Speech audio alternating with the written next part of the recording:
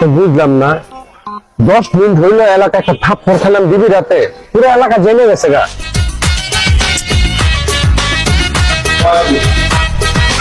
ঝোল দিলাম ভাই, পেটটা শেষ।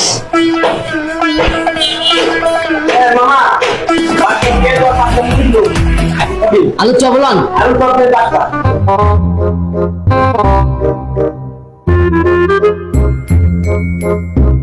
খেয়ালে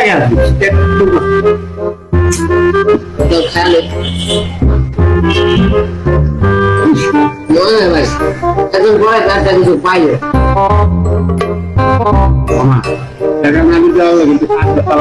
অভিনয়টা ভালো করে বলিস। আমি শুরু করে দেবো তোমার তোর নাই